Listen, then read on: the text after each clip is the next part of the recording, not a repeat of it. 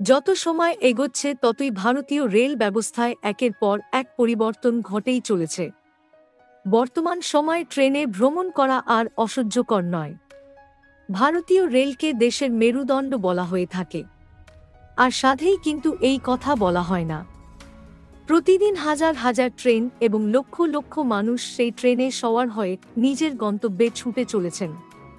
বাংলার ক্ষেত্রেও তাই পশ্চিমবঙ্গে বর্তমান সময়ের রেল যোগাযোগ ব্যবস্থাকে আরও মজবুত করতে একের পর এক যেমন দীর্ঘ প্রতীক্ষার অবসান ঘটিয়ে সম্প্রতি নসিপুর ব্রিজের উদ্বোধন হয়ে গিয়েছে, শুধু তাই নয়, শিয়ালদা ডিভিশন থেকে শুরু করে হাওড়া ডিভিশনে বিভিন্ন স্টেশন রেল লাইনে একের পর এক পরিবর্তন ঘটাচ্ছে কেন্দ্র। তবে এবার রেলের নজরে বাংলার এমন এক রেল রুট রয়েছে যার চালু হওয়া নিয়ে দীর্ঘদিন ধরে সাধারণ মানুষ দাবি জানিয়ে আসছেন। এখন আপনিও নিশ্চয়ই ভাবছেন যে সেই রুটের নাম কি? তাহলে চোখ রাখুন আজকের এই লেখাটির ওপর। ৯ বছর পর উচ্চ প্রাথমিকে এক 4052 শিক্ষক নিযোগ। বেতন সহ মাসে কত পাবেন তারা? কবে চালু হবে রেল রুট?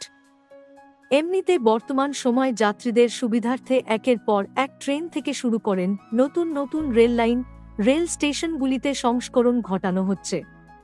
যদিও আজ কথা হচ্ছে মশাগ্রাম থেকে হাওড়া রেলপথ নিয়ে।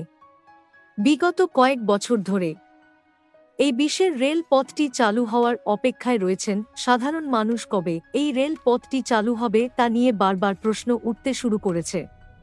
তবে এবার বাঁকুড়ার বিষ্ণুপুরের বিজেপি সাংসদ সৌমিত্র খাঁ যা বললেন তা শুনে আপনারও মন ভালো হয়ে যেতে পারে। সম্প্রতি এই পরিস্থিতি সরে জমিনে খতিয়ে দেখতে যান বিষ্ণুপুরের সাংসদ। এরপরই তিনি যা ইঙ্গিত দিয়েছেন তাতে করে বাঁকুড়া ও পুরুলিয়ার সাধারণ মানুষজন এবার অনায়াসেই হাওড়া স্টেশনে পৌঁছে যেতে পারবেন, তাও কিনা আবার একটা ট্রেনে করেই। হ্যাঁ, ঠিকই শুনেছেন।